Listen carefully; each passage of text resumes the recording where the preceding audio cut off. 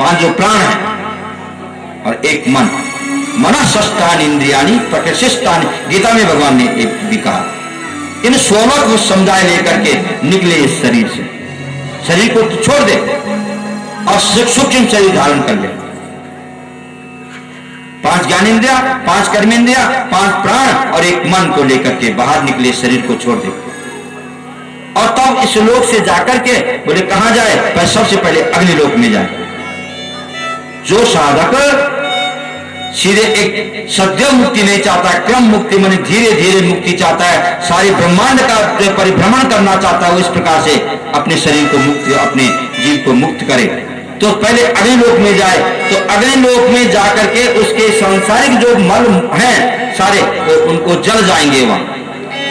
फिर वहां आगे जाकर के भगवान के शिशुमार चक्र में पहुंचे। शिशुमार चक्र में पहुंच करके जो भगवान के एक भ्रमण का बहुत बड़ा केंद्र है और जहां से नीचे के लोगों को देखा जाता है और दया आती है लोगों पर कि लोग जो है ऐसे परिताप में पड़े हुए हैं कि जिनको ज्ञान नहीं हमें कहां जाना है, हमें कहां से आए हैं, और तब वो इस ज्ञान के न होने से पीड़ा भोग रहे हैं, कष्ट भोग रहे हैं, उस पाप का फल भोग रहे हैं। उनको वहां पर जो शिशुमार चक्र है भगवान का, वहां से नीचे के लोगों को देखते हैं, उनको बड़ी दया आती है। हाँ, एक कल्पना करते हैं कि ये लोग भी किसी न किसी प्रकार अपने पापों से मुक्त होकर के और हमारे ही जैसे विहार करें।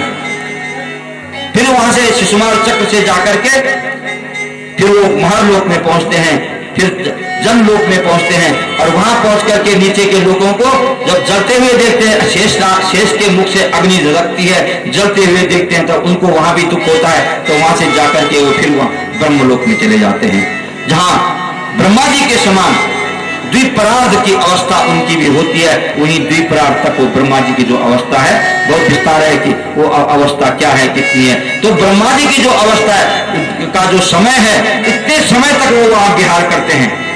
पूरे विश्व ब्रह्मांड का केंद्र है ब्रह्मलोक, उस ब्रह्मलोक में विचरण कर, जहां विमानों पर सिद्धेश्वर घूमते हैं। सिद्ध जो महात्मा है, सिद्ध जो पुरुष है, वो विमानों पर ब्रह्मा जी के साथ में घूमते हैं। ऐसे वहां कुछ समय तक विचरण करे और धीरे धीरे फिर तब क्या करे, वहां से फिर तप लोक में जाए और फिर वहां से सत्यलोक में चले जाए। सत्यलोक में जाकर के वो वही 16 इंद्रियों वाला पुरुष जब सत्यलोक में पहुंचता है तो वहां क्या करता है, समस्त आवरणों को जला देता है। कैसे? बोले सबसे पहले वो पृथ्वी रूपी आवरण को जल रूप आवरण में जला देता है, फिर जल रूप आवरण को अग्नि रूप आवरण में जो है विलीन कर देता है, अग्नि रूप आवरण को फिर वायु रूप आवरण में विलीन कर देता है, वायु को फिर जो है वो आकाश, जो भगवान की अनंतता का बोध कराने वाला जो वायु आकाश रूप आवरण है, वो आवरण कैसे 10-10 हजार योजन के हैं वो आवरण। इन आवरणों को वो जला करके और अंत में जो है वो कहाँ पहुंच जाता है, बोले भगवान के उस आकाश रूप आवरण में पहुंच जाता है। उस आकाश का भी विलीन करके कहाँ पहुंचता है, बोले अहंकार में। और अहंकार में जब पहुंचता है तो अपनी सात्विक जो इंद्रियां हैं उनको राजस अहंकार में, इंद्रियों के देवताओं को सात्विक अहंकार में, और जो पंच महाभूत हैं उनको कहां विलीन कर देता है, बोले तामस अहंकार में विलीन कर देता है। अंत में लय गति, इसी लय गति के द्वारा वो उस अहंकार को भी कहां लीन कर देता है, बोले वो वहां करता है कहां, बोले महद में। महद किसे कहते हैं? अहंकार से पहले जो चेतना है उसका नाम महद है, और फिर वो महद भी लय गति के द्वारा अपने प्रकृति में लीन हो जाती है और धीरे धीरे वो प्रकृति भी अपने जो है क्या करती है, बोले पुरुष में लीन हो जाती है। तो इस प्रकार से लय रूप गति के द्वारा वहां जो जीव है, जीवात्मा है, वो भगवान के उस यानी शांत ब्रह्म को प्राप्त हो जाता है, निर्वाण ब्रह्म को प्राप्त हो जाता है। न जहां न शोक है, न मोह है, न दुख है, न भय और ग्लानि का तो स्थान ही कहां। ऐसे शांत ब्रह्म को वो आनंद स्वरूप हो जाता है, क्योंकि समस्त आवरणों का विलीन हो जाता है और समस्त आवरणों का विलीन करके वो स्वयं आनंद स्वरूप होकर के पर ब्रह्म के शांत ब्रह्म को प्राप्त हो जाता है। ये क्रम मुक्ति का वर्णन किया सुखदेव जी ने, और कह रहे हैं कि ब्रह्मा जी ने ये प्रश्न किया था श्रीमन नारायण से, और नारायण ने जो ये विधि बताई, इसको कहते हैं द्विविध सनातन मार्ग, सद्यो मुक्ति और कर्म मुक्ति के द्विविध सनातन मार्ग। विषय जरा जटिल है, समझने में दिक्कत हुई आप लोगों को। तो इस द्विविध सनातन मार्ग ब्रह्मा जी ने भगवान ने बताया, स्वयं ब्रह्मा जी ने कहे तपस्या की, क्योंकि तपस्या से शक्ति मिलती है। तप बल सीजहि प्रपंच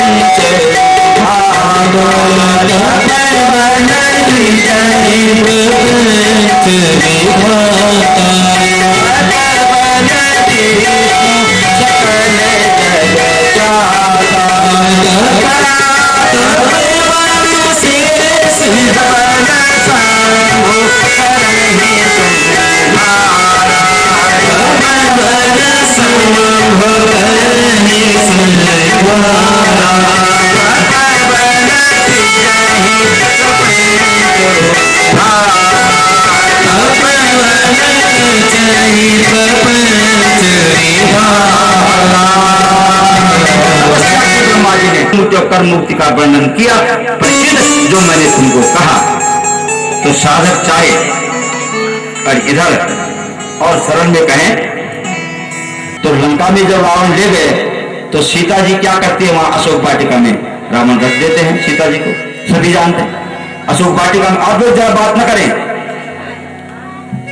तो अशोक वाटिका में रखते हैं। तो सीता जी क्या करती है, बोले सीता जी भगवान राम का ही निरंतर स्मरण करती है, निरंतर स्मरण करती है, हरिस्मरण हरिस्मरण हरिस्मरण। सीता जी राम का स्मरण करती है। तो राम का स्मरण करते करते करते करते सिया राममय, तो सीता राममय हो जाती है, धीरे धीरे अपना भान भूल जाती है और वो समझती मैं ही राम हूं। यहां गोपियों की भी ऐसी स्थिति हो गई थी, कृष्णो हम पश्चिति गति, मैं ही कृष्ण, मैंने पूतना को मार दिया, मैंने गिरिराज को उठा दिया, मैंने जो है वो कालियानाग का दमन कर दिया। ये उनको स्वाभाविक, बनावटी नहीं, स्वाभाविक हो जाता है, स्वाभाविक हो जाता है। जिसका चिंतन करो वही गुण अपने में आ जाता है। तो सिया राममय जब हो जाती है तो अपना भान भूल जाती है और राममय बन जाती है। यही सत्य मुक्ति है।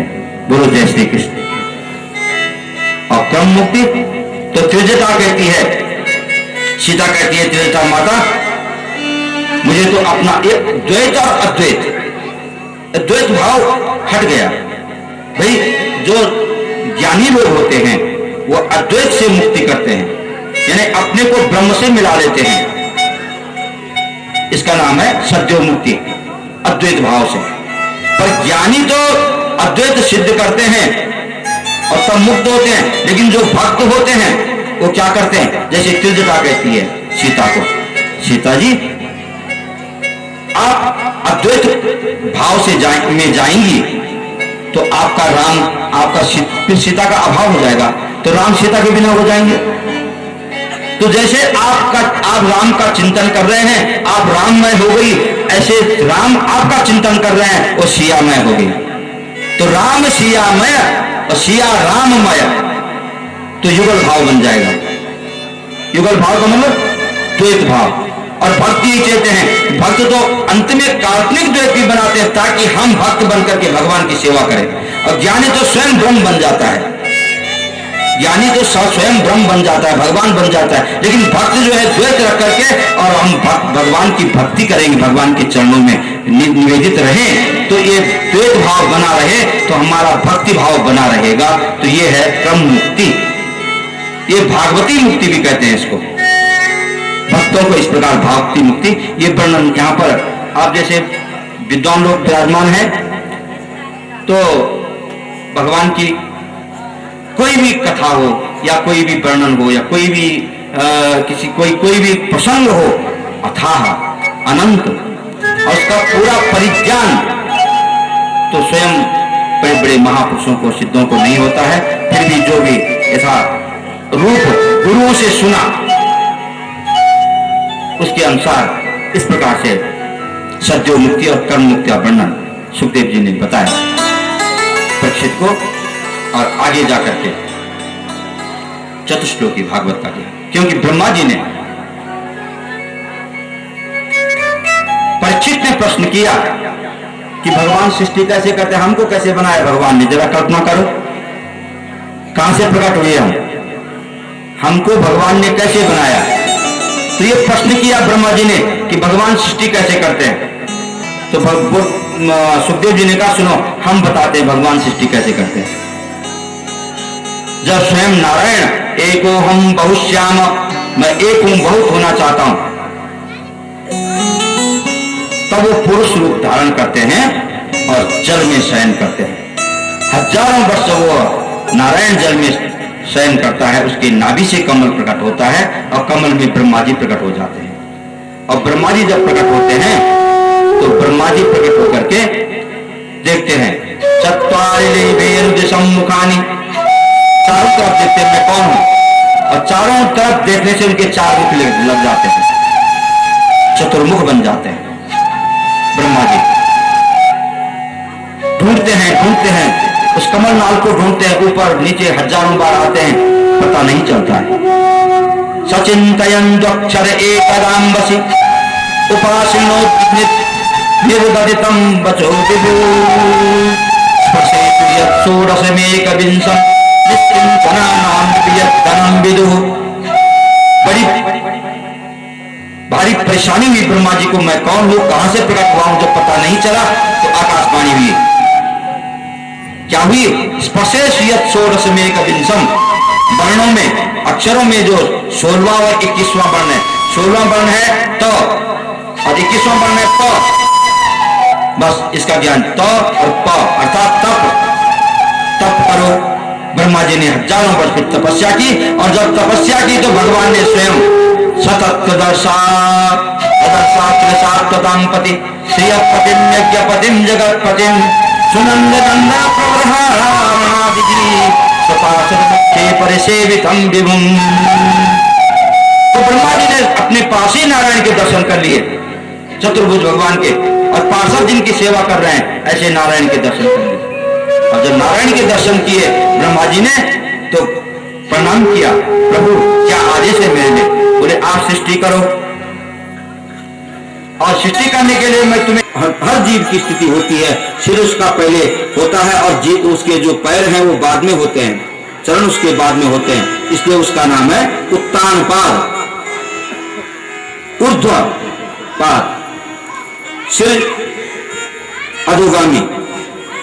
तो वो जब उत्पन्न होता है प्रत्येक जीव तो उसको उत्तान पाद के रूप में प्रकट हो, सभी उत्तान पाद है। और सबके पास दो स्त्रियां, एक सुनीति एक सुरुचि। जब तक वो सुनीति के बस में रहता है तब तक वो मर्यादा में रहता है, अपने सारे विवेक से काम करता है और सभी समाज का भी काम करता है, जनता का भी और प्रजा का भी पालन सही ढंग से करता है। और जब सुरुचि आती है घर में तो सुरुचि का अर्थ है कि सुंदर जो रुचि है, मनमानी जो रुचि है, जो चाहे करे। रुचियों के तो अनेक भेद हैं, रुचि नाम वैचित्र्य, अनेक प्रकार की रुचियां होती हैं। मन कहां नहीं जाता, मन तो जल की तरह अधोगामी होता है, उसको सत्संग के माध्यम से, मंत्रों के माध्यम से, शास्त्रों गुरुओं के माध्यम से, महापुरुषों के अनुसरण करने, ये विचारों का अनुसरण करने से मन को कुछ ऊपर उठाया जाता है जो चाहे तो, अन्यथा मन तो अधोगामी होता है। इसलिए सुरुचि के बस में जब मन हो जाता है तो वो अनेकों दुराचरण करता है, सुनीति को घर से हटा देता है। और जब सुरुचि को अपनाता है तो उत्तम फल होता है, और जब सुनीति को अपनाता है तो ध्रुव फल की प्राप्ति होती है। सुनीति के घर में क्या था? जब सुनीति थी तो ध्रुव उनका पुत्र था। ध्रुव कहते हैं अपरिवर्तनीय, ध्रुव माने निश्चय, ध्रुव माने सत्य। तो ऐसा ध्रुव, तो जो व्यक्ति जब ध्रुव सुनीति को अपनाता है तो ध्रुव तत्व की प्राप्ति होती है, और जो सुरुचि को अपनाता है तो उत्तम की प्राप्ति होती है। और वो भी कैसे हुआ?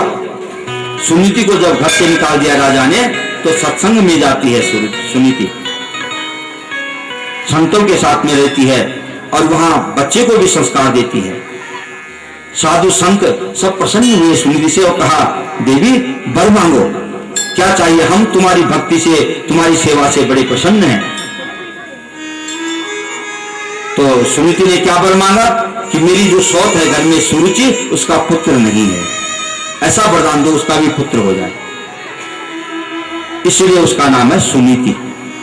जिस सुरुचि ने उस सुनीति को घर से निकाल दिया, और वो सुनीति उसके लिए जो है पुत्र की कामना करती है, संतों से वरदान मांगती है कि मेरी सौत का घर में पुत्र नहीं है, उसको पुत्र हो जाए। धन्य हो देवी तुमने मांगा तो अवश्य वरदान मिल गया तुमको, उसका भी पुत्र होगा। लेकिन तुम्हारा पुत्र तो ऐसा होगा जो जब तक ये सूरज चंद्रमा ये धरती आकाश रहेंगे तब तक उसका नाम अमर रहेगा, और हमेशा हमेशा के लिए तुम्हारा पुत्र यशस्वी मनस्वी तेजस्वी होगा, और ध्रुव लोक में जो है उसका सदावास होगा। ऐसा आपका महान यशस्वी पुत्र होगा। धन्य हो देवी जो तुम सूरज के लिए भी पुत्र की कामना करते हो, वो है उत्तम। ध्रुव मने अविनाशी तत्व, और उत्तम मने उत कहते हैं परमात्मा को, और तम मने अंधकार। जो परमात्मा के मार्ग से जिसके लिए अंधकार है, परमात्मा के मार्ग में जाने के लिए जिसके पास अंधकार ही अंधकार है, कैसे जाएगा, उसका नाम है उत्तम। और ध्रुव तो स्वयं परमात्मा का ही स्वरूप है, आत्मा का ही स्वरूप है, स्वयं ब्रह्म का ही स्वरूप है। ध्रुव अविनाशी, अपरिवर्तनीय, निश्चय, सत्य संकल्प ध्रुव है। निकाल दिया एक दिन ध्रुव तो एकदा सुरुचे पुत्रम अंकमारोप्य लालयन् उत्तमं नारुरुक्षन्तम ध्रुवं राजाभ्यनंदत। एक दिन बालक ध्रुव को किसी ने बताया कि अरे तुम्हारे पिता तो उत्तानपाद जो राजा हैं, चलो उनके पास, उनकी गोदी में चलो, जैसे उत्तम उनके पास में रहता है। छोटे बच्चे 5 वर्ष के थे, ध्रुव खेल रहे थे, बच्चों के साथ में राजा के पास चले गए।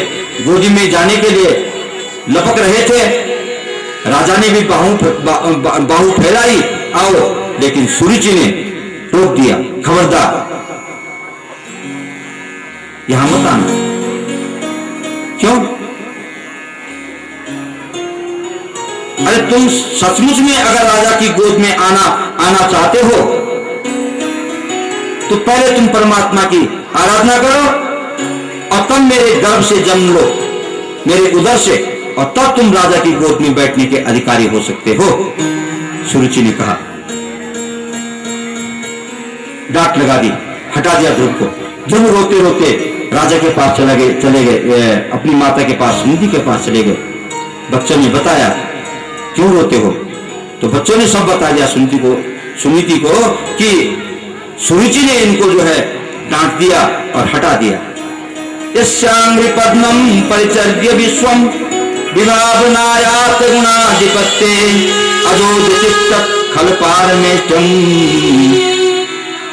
जिस परमात्मा के चरण कमलों के सन्निधि से संत लोग अपने जीवन को धन्य करते हैं, साधु लोग अपने जीवन को, यशांग चरणम, यशांग, जिनके चरण कमलों की सन्निधि से, इन चरण कमलों के अपने हृदय में विराजमान करने से संत लोग, महात्मा लोग, भक्त लोग अपने जीवन को सार्थक करते हैं।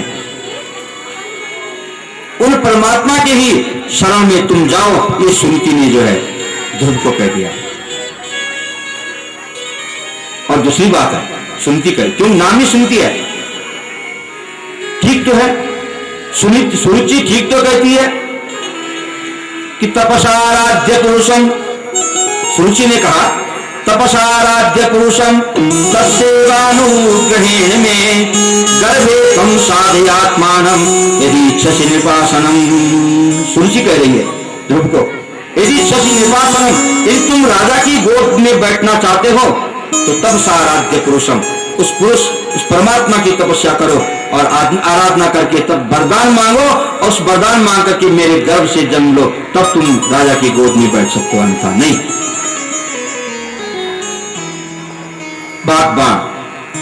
वाणी का जो बाण होता है वह बहुत ही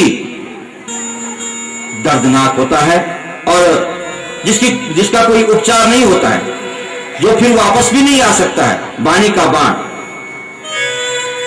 कर्कश होता है। तो सुरुचि ने ये जब बाघ वज्रम विसर्ज, ये वाणी का जब बाण जब मारा ध्रुव को, तो आहत हो गए ध्रुव, माता की गोद में जाकर के रो गए।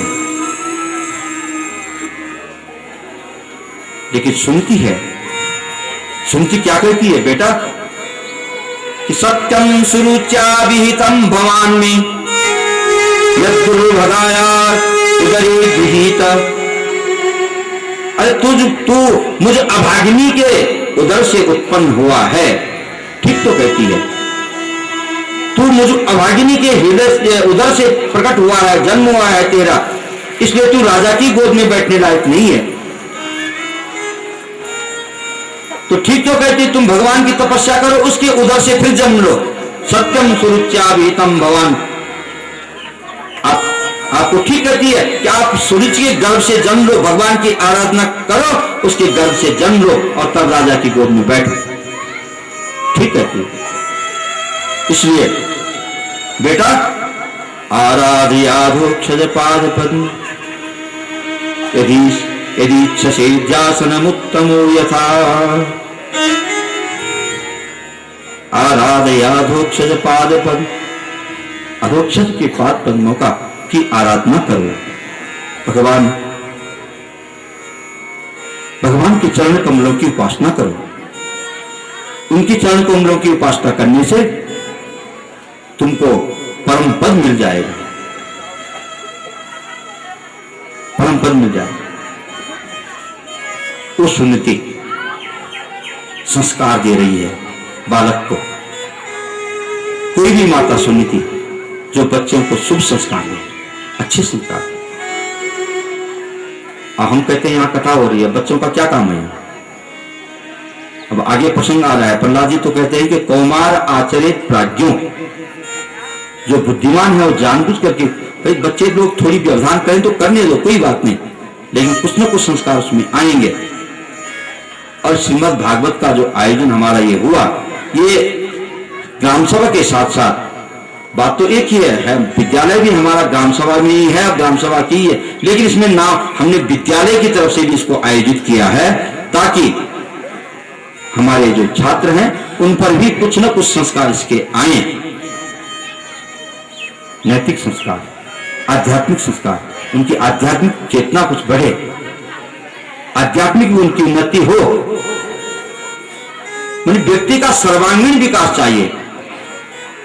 एक पाठ्यक्रम के ही अलावा, पाठ्यक्रम से ही पूर्ण विकास नहीं होता है। उनको तो हर प्रकार का, छात्रों को, बच्चों को तो हर प्रकार का ज्ञान चाहिए सर्वांगीण विकास करने के लिए। सांस्कृतिक चेतना, सांस्कृतिक ज्ञान, नैतिक ज्ञान, सामाजिक ज्ञान, धार्मिक ज्ञान, अपने धर्म, अपनी संस्कृति का ज्ञान। आज देखिए हमारे बच्चों को ईसा मसीह के बारे में ज्ञान हो सकता है, इंग्लिश मीडियम में हमारे जो बच्चे पढ़ते हैं, लेकिन हमारे वेद और पुराणों का उनको कतई भी ज्ञान नहीं है, क्योंकि वो जो है आधुनिक शिक्षा जो ले रहे हैं, तो उसमें अपने धर्म और अपनी संस्कृति का ज्ञान उनको नहीं हो रहा है। ठीक है, विद्या कोई कहीं पढ़े, भाषा कोई कहीं पढ़े, कोई उसमें भेद नहीं है, कोई भी विद्या पढ़नी चाहिए, वो अंग्रेजी मीडियम हो या संस्कृत मीडियम हो या और कोई उर्दू मीडियम हो, लेकिन अपनी संस्कृति का परिज्ञान हमको नहीं छोड़ना चाहिए, ये हमको ध्यान रखना चाहिए। इसलिए हमने इसमें विद्यालय को भी जोड़ा है। इस आयोजन में हमारा विद्यालय इसमें आयोजित है, आयोजन में जो सम्मिलित है। और हमने छात्रों को ये निर्देश दिए थे कि छात्र लोग अवश्य इसमें आए और भाग सहभागिता करें, सेवा भी करें और इससे लाभ भी उठाएं। और सेवा ये नहीं कि सेवा कोई काम है, सेवा भी सबसे बड़ा लाभ है। सेवा ही सबसे बड़ा लाभ है। अगर हमारे अंदर सेवा की भावना आ जाए तो वही सबसे बड़ा लाभ है, वही सबसे बड़ा ज्ञान है। सेवा ही तो हमारा प्रमुख लक्ष्य है जीवन का, और प्रमुख कर्तव्य है हमारा सेवा करना। सेवा ही धर्म है और सेवा ही कर्म है। तो हमें बच्चों को बचपन से ही शिक्षा, अपनी संस्कृति की, अपनी आध्यात्मिक संस्कृति की शिक्षा अवश्य हमको देनी चाहिए। तो आराधयाधोक्षज पाद पद्म यदि इच्छसे ध्यासनमुत्तमो यथा मनस्वस्थाप्य भजस्व पुरुषम। इसलिए ध्रुव, तुम जाओ, जंगल में जाओ और उस अधोक्षज परमात्मा के चरण कमलों की आराधना करो और वो तुमको अवश्य सिंहासन की प्राप्ति कराएंगे। जाओ। वो सुनीति 5 वर्ष के बालक को जंगल में धकेल रही है। कहां मिलेंगे भगवान? बोले जंगल में धकेलेंगे। अपने हृदय पर, छाती पर अपने हाथ रख करके उसने अपना हृदय कठोर बनाया, क्योंकि बच्चों को संस्कार देने के लिए कुछ त्याग भी करना पड़ेगा। और भेज दिया, धकेल दिया जंगल में। सुनीति ने ध्रुव को, जाओ जंगल में जाओ और भगवान की आराधना करो। नाम ध्रुव है। ध्रुव माने निश्चय। ध्रुव का अर्थ है निश्चय। तुरंत ध्रुव ने निश्चय कर लिया और चल पड़े जंगल के लिए। माता के चरणों की वंदना की, प्रणाम किया, चरण वंदना की सुनीति की, अपनी माता की जननी आपका आदेश है तो अवश्य जाता हूं। क्यों? नाम ही भाई, यथा नाम तथा गुण। जैसा नाम होता है, नाम के आधार पर भी गुण आते हैं। तो ध्रुव नाम है तो ध्रुव का मतलब है निश्चय। तुरंत निश्चय कर दिया, चल पड़े जंगल के लिए। जा रहे हैं, भगवान मिलेंगे। कहां मिलेंगे? तो जब हमारा अटल विश्वास होता है, अटल निश्चय होता है, तो भगवान किसी न किसी सद्गुरु के रूप में हमको मिल जाते हैं। अगर हमारा दृढ़ विश्वास है तो किसी न किसी रूप में भगवान हमारा मार्गदर्शन कर देते हैं। नारद जी मिल गए बेटा, और जैसे ध्रुव ने नारद जी को देखा, चरणों में पड़ गए, गिर गए, प्रणाम किया। कभी कभी राजमहल में आया करते थे नारद जी, और ध्रुव पहचानते थे ये ऋषि हमारे घर में आते थे। तुरंत पहचाना और प्रणाम कर दिया। नारद जी ने कहा, सोचा संस्कार ठीक है, परीक्षा लेनी चाहिए। ध्रुव कहां जा रहे हो? बोले जंगल में जा रहा। क्यों? बोले भगवान को मिलने के लिए। अरे जंगल में भगवान नहीं रहते हैं, जंगल में शेर रहता है, नाश्ता कर जाएगा। ध्रुव ने कहा, मेरी मां तो कहती है भगवान जंगल में मिलेंगे। अरे जंगल में भगवान कहां मिलेंगे? नहीं मिलेंगे। जंगल में शेर मिलेंगे। ध्रुव ने कहा, मेरी मां तो कहती है कि शेर में भी वही भगवान है। नारद जी ने सोचा विश्वास पक्का है।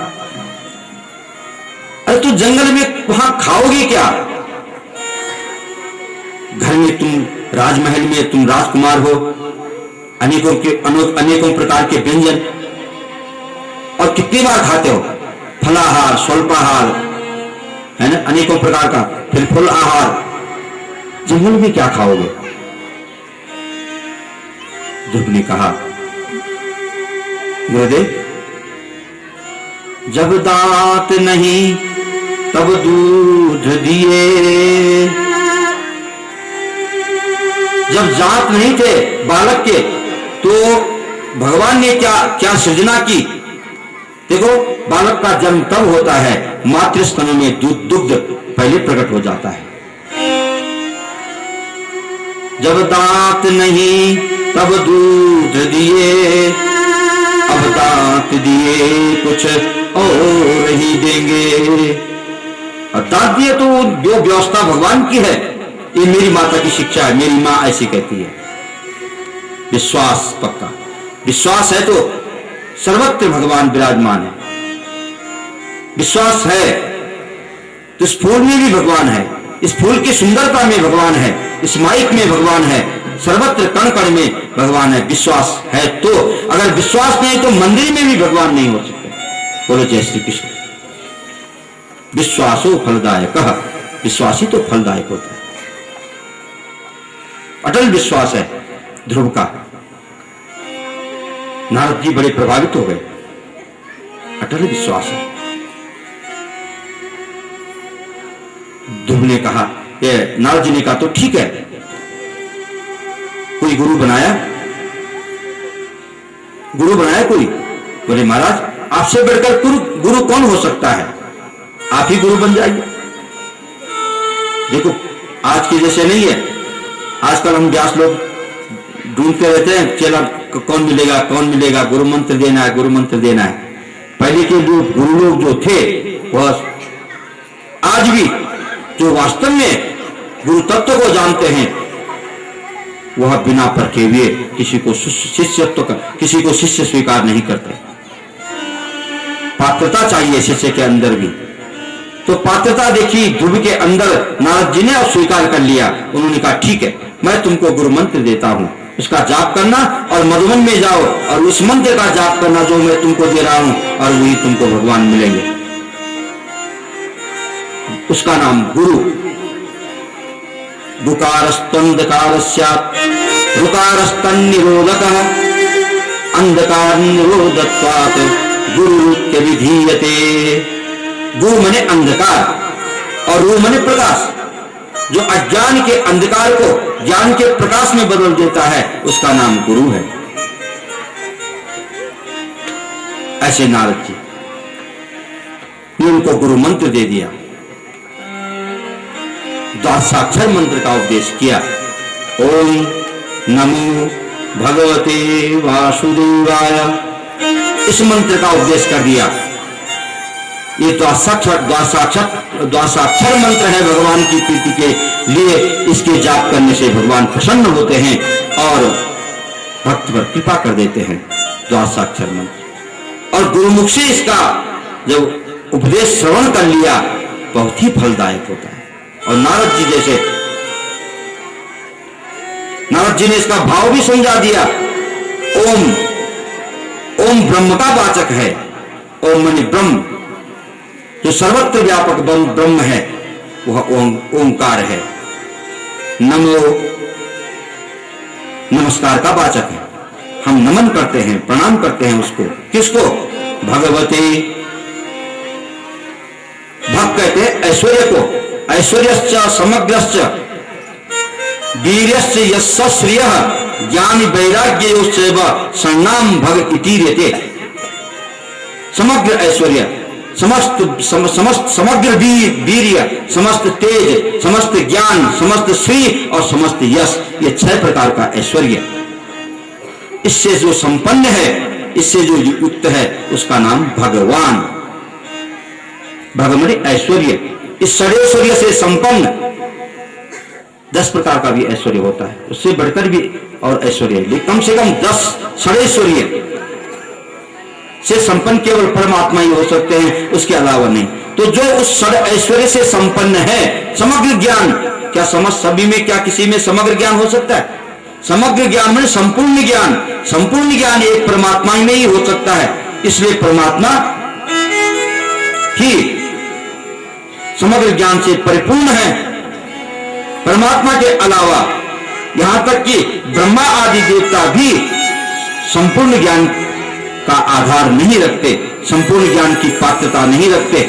संपूर्ण ज्ञान तो एक परमात्मा ही जो है उससे परिपूर्ण है, संपूर्ण ज्ञान से। इसलिए संपूर्ण ज्ञान से जो परिपूर्ण है, संपूर्ण यश, संपूर्ण श्री, समग्र श्री जिसके से जो सुशोभित है, ऐसा ऐश्वर्य से संपन्न जो परमात्मा। और वासुदेवाय बसती थी बसु, जो सर्वत्र कण कण में जो निवास करता है, इसलिए उसको बसु कहते हैं।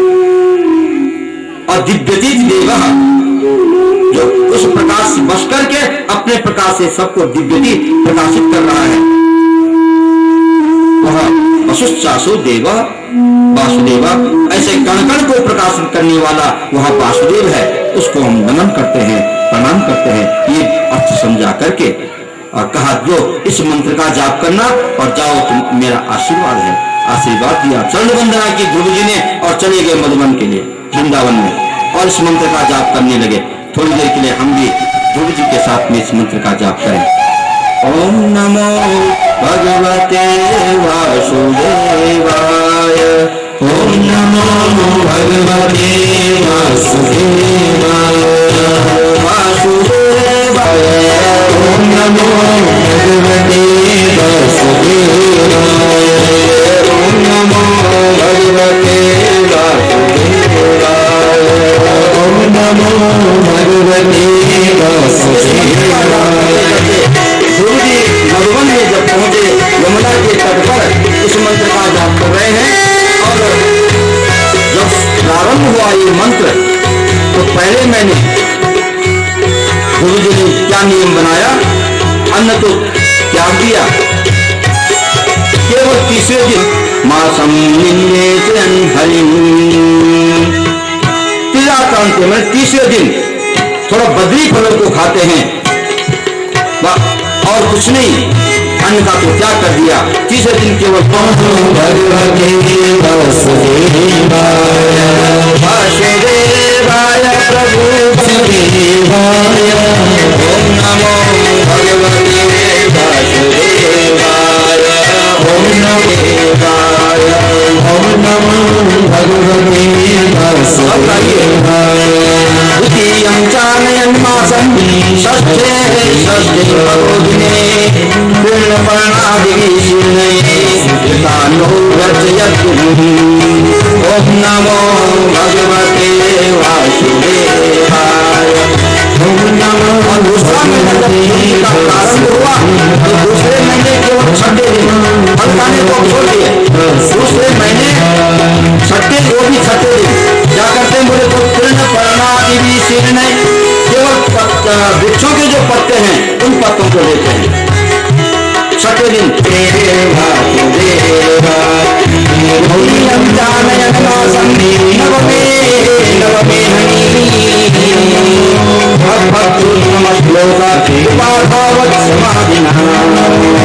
तीसरा महीना जैसे गुरु जी का प्रारंभ हुआ तो आपको पत्ते खाने की छोड़ दिए और वो नवे दिन क्या करते हैं, तो जल लेते हैं, जल का पान करते हैं। और भी नवे दिन खाली जल देते हैं, जल का पान करते हैं नवे दिन और चल रहा है मंत्र ओम नमो भगवते वासुदेवाय ओम नमो भगवते वासुदेवाय। चतुर्थं मधुरे मासं द्वादशे वायुभक्ष तत्स्वास ध्यायन् देवं अधारयन् ओम नमो भगवते वासुदेवाय। चौथा में जैसे गुरु जी का प्रारंभ हुआ तो अब जल पीना भी जल लेना, यानी सारी जो व्यापक जो वायु है बाहर की उसको समेट लिया। पंचमी मास्यनोत्प्राप्ते चिदश्वासो निपातमजः, तो गुरु जी ने सारे प्राण वायु को पी लिया और ध्यान ब्रह्म पदे के तस्थो स्थान दिवाचल, ऐसे स्थित हो गए एक पैर में खड़े होकर के इस मंत्र का जाप कर रहे हैं और हृदय में भगवान की झांकी का दर्शन कर रहे हैं, भगवान के चरण कमलों का ध्यान करते हुए इस मंत्र का जाप कर रहे हैं। ऐसी कठिन साधना जब गुरु जी ने की, कठिन साधना तुरंत भगवान गुरु जी के हृदय कमल में प्रकट हो गए। आसम हरे सागर विशोषण मत्युतारम, क्योंकि ध्रुव जी ने जो भगवान की तपस्या की थी, गोस्वामी जी कहते हैं कि ध्रुव सगलानि जपे हरि नामो, ध्रुव जी ने तो माता के बाणों से आहत होकर के और माता को कुछ मैंने एक प्रतिकार करने के लिए, कुछ दिखाने के लिए भगवान की तपस्या की थी। भगवान की प्रीति के लिए नहीं, भक्ति के लिए नहीं, माता को कुछ दिखाने के लिए, करके दिखाने के लिए ध्रुव जी ने तपस्या की। तो आज भगवान ने दर्शन दे दिए, फिर भी भगवान ने दर्शन दे दिए ध्रुव जी, हृदय कमल पर दर्शन दे दिए और ध्रुव जी भगवान को दर्शन कर रहे हैं, प्रसन्न हो रहे हैं। आसम हरे रघुनाथा खेलो, ये भगवान के स्वरूप का वर्णन है। भगवान जब हंसते हैं तो सारा संसार उनकी हंसी में हंस जाता है। ऐसा सुंदर श्री विग्रह भगवान का, ऐसे हास्यपूर्ण भगवान का जो श्री विग्रह है उसका दर्शन जब कर रहे हैं, एक हाथ में शंख चक्र गदा और पद्म धारण किए हुए भगवान चतुर्भुज रूप से ध्रुव के हृदय में प्रकट हो गए और ध्रुव प्रसन्न है। अंदर आसम हरे रघुनाथा अखिल लोक, यानी समस्त तापों को दूर करने वाले, संतापों को दूर करने वाले, तो ध्रुव जी का जो ताप था, जो ग्लानि थी, वो सब दूर हो गई। ध्रुव जी ने जो नाम जपा ग्लानि से, ध्रुव से ग्लानि जपे हरि नाम, लेकिन जब भगवान जब वहां पधारे, मैंने अपने हास्य स्वरूप से, अपने हास्य मुखारबिंद से तो ध्रुव की ग्लानि, ध्रुव का संताप सब दूर हो गया। और जैसे भगवान हंस रहे थे तो ध्रुव जी हंस गए, और ध्रुव जी हंसे तो यहां सुखदेव जी हंस गए, और भगवान सुखदेव हंसे तो महाराज परीक्षित हंसे। परीक्षित क्यों हंसे? बोले परीक्षित इसलिए हंसे कि गुरुदेव मुझे कितनी कृपा है भगवान की, मुझ पर भगवान की कितनी कृपा है कि ऐसा चरित्र मैं सुन रहा हूं, तो मैं कथा नहीं, मैं तो लीला देख रहा हूं सामने। जब तन्मय होकर के हम कथा का श्रवण करें तो जैसे हम पिक्चर देखते हैं पर्दे में, वो लीला सामने आ जाती है। अब ऐसा हो रहा है, अब ऐसा हो रहा है, ऐसी लीला को ये कह रहे हैं, परीक्षित कह रहे हैं गुरुदेव मैं कथा नहीं, मैं तो प्रत्यक्ष लीला का दर्शन कर रहा हूं। सुखदेव क्यों हंसे? बोले सुखदेव इसलिए हंसे, भगवान कितने कृपालु हैं कि जिस ध्रुव ने माता को के प्रतिकार के लिए भक्ति की, भगवान का भजन किया, ऐसे दयालु हैं भगवान, ऐसे करुणा निधान हैं, इतने दयालु हैं, भक्त वत्सल हैं। तुरंत भगवान ने वहां दर्शन दे दिया, वो भी छठे महीने, 5 महीने पूरे हुए, छठा महीना प्रारंभ हुआ, भगवान ने ध्रुव जी को दर्शन दे दिया। ध्रुव क्यों हंसे? बोले ध्रुव इसलिए हंसे कि भगवान की कितनी कृपा है मुझ पर, तुरंत मुझे जो है दर्शन दे दिया, हृदय कमल पर अपना दर्शन दे दिया। भगवान क्यों हंसे? बोले भगवान इसलिए हंसे कि नन्हा है, बालक है, कुछ नहीं जानता है, मेरी स्तुति नहीं जानता है, कुछ करना नहीं जानता है, कुछ बोल नहीं सकता है, क्योंकि 5 वर्ष का बालक क्या बोलेगा, उसका क्या विचार होगा, क्या ज्ञान होगा, इसलिए भगवान हंस गए। मैंने इसको दर्शन तो दे दिया, लेकिन ये तो अब कुछ बोलना भी नहीं जानता है। भाई हमको कोई बड़े आदमी मिल जाए तो हम उनके साथ हम कैसा बर्ताव करें, कैसा बोले, कैसा संभाषण करें, तो उसके लिए कुछ हमारा तौर तरीका हमारा होना चाहिए, हमारे पास कुछ ज्ञान होना चाहिए, कुछ विद्या होनी चाहिए, कुछ उसके लिए बोलने के लिए कुछ न कुछ अपने पास पात्रता होनी चाहिए, क्षमता होनी चाहिए। तो ध्रुव जी अभी बच्चे हैं, 5 साल के, क्या बोलेंगे? वो भी साक्षात नारायण मिल गए। भगवान हंस पड़े, हासम हरे रवनता लोकति। लेकिन ध्रुव जी का सारा संताप दूर हो गया, होना ही था, स्वाभाविक था। भगवान ने कहा ये तो आंख मूंद के खड़ा है, न कुछ बोलता है न कुछ करता है, कैसे कब तक रहेंगे ऐसे? तो भगवान ने तुरंत ध्रुव जी के हृदय से वो झांकी अपने निकाल दी और चतुर्भुज रूप से बाहर प्रकट हो गए। बोले लक्ष्मी नारायण भगवान की, बाहर प्रकट हो। और जैसे बाहर प्रकट हुए तो ध्रुव छटपटाए, वो झांकी कहां गई? अंदर से, अंदर जो झांकी दिख रही थी, प्रभु का जो दर्शन हो रहा था वो कहां गई? और तुरंत नेत्र खुल गए, और जैसे नेत्र खुले वही झांकी ध्रुव जी ने अपने सामने देखी। भगवान का वही स्वरूप, शंख चक्र गदा पद्म किरीट केयूर महार निष्ठ मणिकमलंकित सर्वगात्रम। भगवान का श्री विग्रह इस प्रकार से मणि माणिक्य से परिपूर्ण, किरीट केयूर कुंडलान्वित प्रभु का ऐसा इस प्रकार का जो मुखारविंद, हस्तारविंद, पादा, समस्त भगवान के श्री विग्रह का दर्शन कर दिया प्रत्यक्ष ध्रुव जी ने।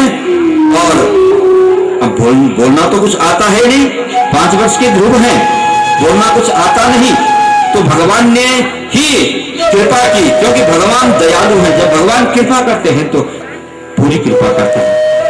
भगवान ने अपना ब्रह्ममय शंख लिया और शंख जो है बालक के सतम विवक्षंत मदद्भिरं हरिं ज्ञात्वा सर्वस्य हृदयवस्थितः पितांजलिर् ब्रह्ममयेन कंबुना स्पर्श काले बालम। ध्रुव जी की हृदय में प्रकट हो गया। उनकी कृपा होती है, कोई भी किसी भी योग्यता को प्राप्त कर सकता है भगवान की कृपा पर। अगर भगवान की कृपा न हो, कितना भी प्रयत्न करने पर उसको सफलता नहीं मिल सकती। कबीरदास जी देखिए, अनपढ़ थे, थोड़ी थोड़ी टूटे फूटे अक्षरों में लिखना जानते थे, लेकिन जब भगवान की कृपा हुई तो कबीरदास जी के देखिए दोहे जो बने हुए हैं आज, जिन दोहों में वेदों का रहस्य भरा पड़ा है, वो दोहे आज भारत के कोने कोने में गूंज रहे हैं। भगवान की कृपा। सूरदास जी भी कोई विद्यालय नहीं देखा, किसी यूनिवर्सिटी में नहीं पढ़े, लेकिन सूर साहित्य पर आज हम सब और बड़े बड़े जो विद्वान हैं, शोध करता है वो शोध कर रहे हैं, पीएचडी कर रहे हैं। मीरा को देखिए, मीरा का साहित्य किस कोटि का, उच्च कोटि का साहित्य। बड़े बड़े विद्वान उस प्रकार के साहित्य की रचना नहीं कर सकते। किसकी कृपा से? भगवान की कृपा से। ऐसे ही जब भगवान की कृपा होती है तो कोई असंभव नहीं होता, कोई कार्य, कोई सफलता असंभव नहीं। भगवान कृपा कर देते हैं तो उसको असंभव को भी संभव बना देते हैं और ध्रुव के हृदय में ज्ञान विज्ञान प्रकट होगा, तुरंत स्तुति करने लगा। हाथ जोड़े तुरंत ध्रुव जी ने और स्तुति करने लगे। यौन्तः प्रविश्य मम वाच इमां प्रसुप्तां संजीवयत्यखिल शक्ति धरस्वधाम्ना अन्याश्च हस्तचरण श्रवणत्वगादीनि प्राणान्नमो भगवते पुरुषाय तुभ्यं भक्ति मुहुर्प्रवहतां त्वयि मे प्रसन्नो भूयादनन्त महतां ममलाशयानाम् एनाञ्जनोल्बणमुरु व्यसनं भवाब्धिं नेशे भवद्गुणकथा नितपानमत्तः। ध्रुव जी स्तुति कर रहे हैं। योऽन्तः प्रविश्य मम वाच, हे प्रभु आपने मेरे अंतरात्मा में, मेरे हृदय में प्रवेश करके स्वयं आपने प्रवेश किया और मेरी जो प्रसुप्ता वाणी थी उसको जागृत कर दिया आपने। वाणी के अधिष्ठाता भगवान, आपने मेरी वाणी को, सुसुप्ता वाणी को जागृत कर दिया और अखिल शक्तिधरः, समस्त शक्तियों को धारण करने वाले आप जो हैं, आप ही शक्ति प्रदान करते हैं। हे संपूर्ण शक्ति संपन्न परमात्मा नारायण, आपने अपने उस शक्ति संपन्नता से, अपनी उस कृपा से मुझे आपने शक्ति युक्त कर दिया, चेतना से युक्त कर दिया, मेरी समस्त इंद्रियों को आपने सचेत कर दिया। अन्याश्च हस्त चरण श्रवणत्वगादीन, हमारी वाणी को शक्ति कौन दे रहा है? भगवान। चेतना शरीर में कौन दे रहा है? भगवान दे रहे हैं। इस कानों में सुनने की शक्ति कौन दे रहा है? प्रभु दे रहे हैं। तो अन्याश्च हस्त, हाथों में काम करने की शक्ति कौन दे रहा है? पैरों में चलने की शक्ति, यानी समस्त जितनी भी हमारी इंद्रियां हैं उनको सचेत करना और उनसे कार्य करवाना, उनको क्रियान्वित करना कौन कर रहा है? प्रभु कर रहे हैं। हमारे प्राणों को प्राणवंत कौन कर रहे हैं? जीवंत कौन कर रहे हैं? तो आप कर रहे हैं। प्रभु आपने सब कुछ हमको जीवित भी कर दिया, हमारे प्राणों को प्राणान्वित कर दिया और जीवित कर दिया, जीवंत कर दिया और हमारा जीवन आपने सफल कर दिया, समस्त इंद्रियों को सचेत कर दिया, इंद्रियों को शक्ति प्रदान कर दी। मैं आपको प्रणाम करता हूं। भक्ति मुहु प्रवहतां त्वयि मे प्रसन्नो भूयादनं। तो प्रभु जो आपकी भक्ति नहीं करते हैं, जो आपकी भक्ति नहीं करते हैं, वो कृतज्ञ हैं, वो कृतज्ञ होते हैं। इसलिए भक्ति मुहु प्रवहतां त्वयि मे प्रसन्न, इसलिए ऐसी कृपा आपकी हो कि हम आपकी भक्ति में डूबे रहें और आपकी कथा प्रसंगों में डूब करके हम आपकी अमृतपान मत्तः, हमें आपकी कथाओं का हम अमृतपान करते रहें, पान करते रहें। आपकी कथाओं के रसिक हम बने और आपकी कथाओं का श्रवण करते रहें। इस प्रकार से ध्रुव जी ने भगवान की स्तुति की। भगवान प्रसन्न हुए और कहा, ध्रुव जाओ, तुम 36,000 वर्ष तक राज्य करो। प्रभु अब मुझे राज्य की लालसा नहीं है, आप वास्तव में मैंने राज्य प्राप्ति के लिए तपस्या की, लेकिन आपके दर्शनों के उपरांत अब मुझे राज्य की लालसा नहीं है।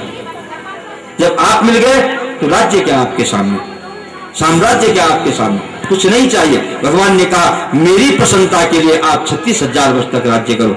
स्वीकार किया, शिरोधार्य किया, भगवान अंतर्धान हुए। बोले लक्ष्मी नारायण भगवान की जय।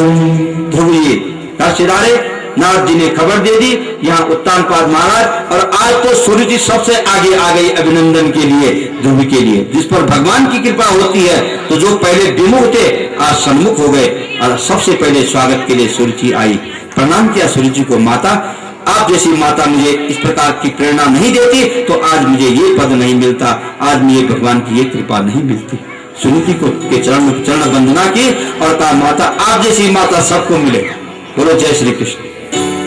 सुनीति सबको मिले, आप जैसी माता नहीं होती तो कौन मुझे इस ओर जो है भगवत मार्ग में, भगवान के प्राप्ति के मार्ग में लगाने वाली जो माता है वो परम वंदनीय है। और ऐसी माता सबकी हो जो भगवान को इस प्रकार, जो बच्चों को इस प्रकार सन्मार्ग में लगाएं। आपकी कृपा। पिता को प्रणाम किया, आपका आशीर्वाद। पिता ने आशीर्वाद दिया और स्वागत किया, अभिनंदन किया ध्रुव का, और राज्याभिषेक कर दिया और स्वयं वन के लिए प्रस्थान कर दिया, और भगवान का नाम स्मरण करते करते अंत में भगवान के पद को प्राप्त हो गए। उत्तानपाद में बोलिए उत्तानपाद महाराज की, ध्रुव जी महाराज की। ध्रुव कहते हैं 36,000 वर्ष तक राज्य किया ध्रुव महाराज ने, और उनके जो भाई उत्तम थे वो कुबेर के सेवकों से एक बार कुबेर का अपराध हो गया था उत्तम से, और कुबेर के सेवकों ने उत्तम को मार दिया। और जब मार दिया तो ध्रुव ने युद्ध किया उनसे, कुबेर के सैनिकों के साथ, कुबेर के सेवकों के साथ ध्रुव ने युद्ध किया और अनेकों कुबेर के सेवकों को मार गिराया। ये जब काम किया ध्रुव ने तो तुरंत मनु महाराज प्रकट हो गए, और मनु महाराज ने रोक दिया ध्रुव को। नायम मार्गो साधूनाम ऋषिकेशानुवर्तिनाम यदात्मानं परागृह्य पशुवत् भूत वैशसम। ये ऋषिकेशानुवर्तिनाम, भगवान ऋषिकेश जो लक्ष्मी नारायण हैं, उनके मार्ग के जो अनुयायी हैं, जो उनके भक्त हैं, उनके लिए शोभनीय नहीं है ये युद्ध करना, ये हिंसा करना, ये अच्छी बात नहीं है। बंद करो इस युद्ध को। तुरंत बंद कर दिया ध्रुव जी ने। कुबेर आए और वरदान दे दिया, कुबेर ने जाओ तुम अखंड राज्य करो और अखंड पद को प्राप्त करो, जो हमेशा हमेशा के लिए जो है सब के द्वारा बंदित होगा, वंदनीय होगा। ऐसा वरदान दिया कुबेर जी ने। और अंत में मृत्यु मूर्धनि पदम दत्ता आरोहाद्भुतम गृहम, मृत्यु के सिर में पैर रख करके ध्रुव जी चले गए। क्योंकि मृत्यु लोक है तो मृत्यु को तो स्वीकार करना ही पड़ेगा। ध्रुव जी का जो समय पूरा हुआ तो मृत्यु आई, और मृत्यु ने कहा प्रभु बिना, ये तो मर्यादा का उल्लंघन हो जाएगा, बिना मेरे स्पर्श किए आप कैसे जाएंगे मृत्यु लोक को छोड़ करके। ध्रुव ने कहा ठीक है आओ माता, स्वागत है आपका। और मृत्यु नीचे बैठी और ध्रुव जी ने उस पर, उसके सिर पर अपना पैर रखा और आरोहाद्भुतम गृहम, और विमानारूढ़ होकर के अपने ध्रुव लोक को चले गए। बोले ध्रुव जी महाराज की जय। और माता सुनीति के लिए भी अलग से विमान आया, और ध्रुव से पहले ही सुनीति भी जो है ध्रुव लोक में चली गई। तो ऐसा ध्रुव तत्व कब होता है? जब हमारी बुद्धि, जब उत्तानपाद माने जीव की बुद्धि सुनीति हो, सुनीति का आश्रय ले, सुष्ठुर नीति, सुंदर नीति का आश्रय ले, विवेक से काम करे, अच्छी नीति का आचरण करे, तब ध्रुव तत्व की प्राप्ति होती है। और वो ध्रुव अविनाशी जो तत्व है वो ब्रह्म तत्व है, उस ब्रह्म तत्व की प्राप्ति हो जाती है, आत्म तत्व की प्राप्ति हो जाती है, आत्मज्ञान की प्राप्ति हो जाती है। बोलिए ध्रुव जी महाराज की जय।